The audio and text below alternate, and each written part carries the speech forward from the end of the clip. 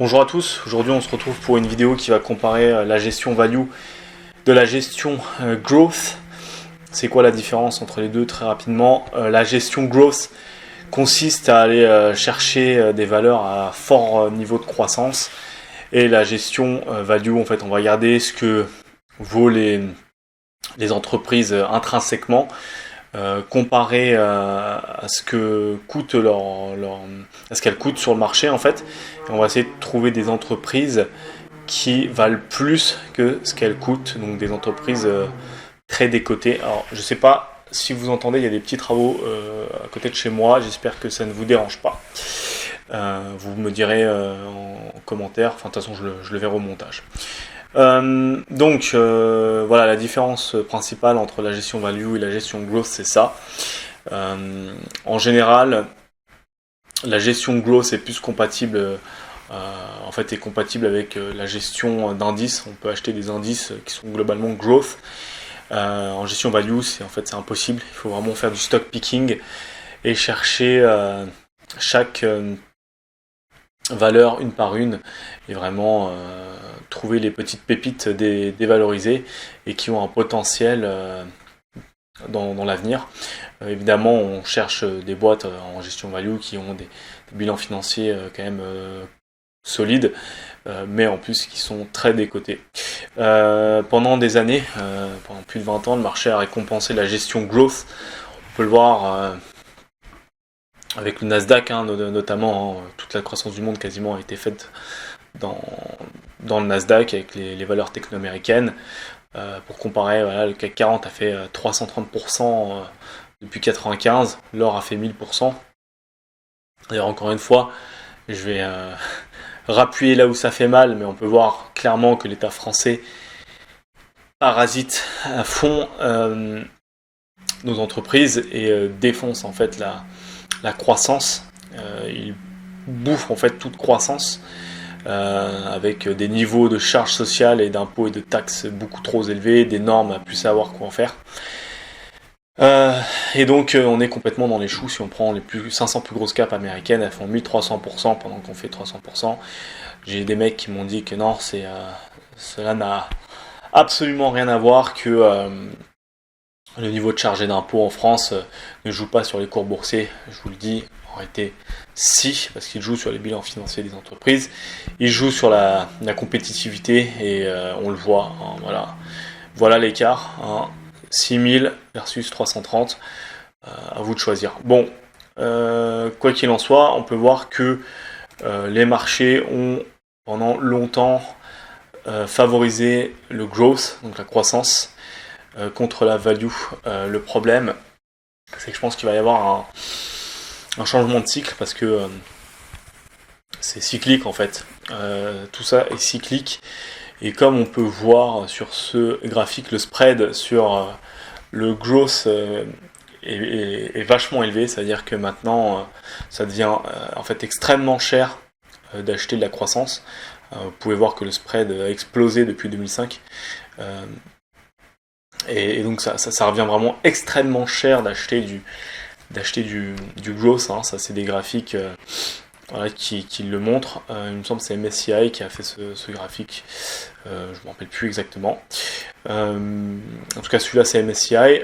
Donc là voilà, on voit que le marché récompense le growth et continue de le récompenser, mais clairement il est surévalué, que ce soit sur le spread ou sur les valeurs, enfin sur les ratios. En fait, si vous regardez les ratios, ou si vous regardez les PER des capitalisations des plus grosses caps du Nasdaq, du S&P 500, ou sur toutes les boîtes d'ailleurs qui produisent de la croissance, on peut voir que les niveaux sont quand même assez démesurés. Allez, on va regarder ensemble juste pour rigoler. On va regarder le PER de Nvidia, juste pour le lol. Regardez, au final, je suis allé sur le site directement du Nasdaq. Le PER de Nvidia est à 60 en fait. Donc voilà, on est sur une boîte qui est clairement surévaluée. Et c'est quasiment le cas pour toutes les boîtes à forte valeur de croissance en ce moment. Et donc, vous voyez les estimations, ça risque de se faire claquer. Pourquoi ça risque de se faire claquer? parce que on arrive, je pense, bientôt en récession sur le marché américain. Donc évidemment, ça va s'étaler sur le reste du monde. Et je pense qu'il va être beaucoup plus compliqué de faire de l'argent en étant feignant, parce qu'avant, on peut clairement le voir, le marché récompensait la simplicité et la fainéantise. Il suffisait d'acheter du Nasdaq et puis de laisser courir et vous gagnez 6000%. Même sur du S&P 500, c'était pas déshonorable. Et je pense que là, maintenant c'est terminé. Et à mon avis, il va falloir bûcher un peu plus, se sortir les doigts du pour performer. Et il va falloir, je pense, passer en gestion value. Donc voilà, la gestion value, généralement on se base sur des ratios, on regarde la valeur intrinsèque de l'entreprise, on regarde ce que ça coûte, je vous l'ai déjà expliqué tout à l'heure grossièrement, et on essaie de trouver des boîtes qui sont très décotées, qui ont un bon potentiel, qui ont des bons rendements.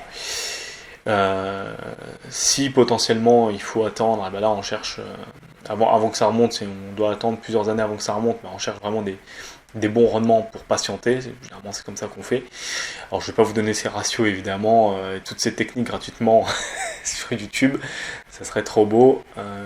Évidemment je parlerai de ça plus en profondeur à terme, mais ce sera pas gratuit évidemment, parce que ça m'a demandé pas mal d'années pour apprendre à faire de la gestion value, ce que je fais en ce moment. Et comme on peut le voir, même si les marchés ont récompensé le growth et la fainéantise, c'était possible de gagner en gestion value. Il y a des mecs qui font du 15-20% par an en value, encore aujourd'hui, même il y a plusieurs années, qui arrivaient à le faire. C'est tout à fait faisable. Après, il faut être assez malin. Ce qui est un peu mal fait, c'est que généralement les ETF et les indices value sont pas des vrais indices value, c'est déjà très surcoté. Généralement, on a des capitalisations à 3 fois le chiffre d'affaires ou plus. C'est pas du tout ce qu'on cherche dans la value. On cherche des ratios plutôt autour de 1. Enfin bref, je vais pas vous donner toutes les petites techniques, toutes les petites clés. Voilà, je pense que si vous êtes actuellement sur des gros ETF type S&P 500, type Nasdaq, encore une fois c'est pas un conseil financier mais c'est ce que moi je ferais, je partirais, je revendrais, je resterai en liquidité pour l'instant parce qu'à mon avis ça va se prendre une bonne tarte. Vous pouvez le voir, regardez les PER, ça va chuter. Généralement quand les PER chutent c'est parce qu'il y a une correction du marché derrière, donc moi je ferai très attention. Je ferai très attention si j'avais des ETF et j'essaierai d'apprendre la gestion value, vous inquiétez pas, ça va arriver bientôt sur la chaîne, je vous créerai des modules pour apprendre à faire de la gestion value. En tout cas, je vous enseignerai ce que moi je fais pour analyser les entreprises très sous-cotées, très décotées. Et donc voilà, ce sera tout pour aujourd'hui. N'hésitez pas à laisser un pouce bleu si vous avez apprécié, ça aide énormément la chaîne. Écrivez un commentaire, voilà, encore une fois ça aide l'algorithme. Vous pouvez me donner votre avis, est-ce que selon vous on va rester est-ce qu'on va rester en growth encore longtemps, ou est-ce qu'on va passer, que le marché va récompenser la value. Essayez de me donner votre avis, partagez-la à vos amis évidemment, et abonnez-vous, activez la cloche si vous ne voulez pas rater les prochaines vidéos. Merci à vous.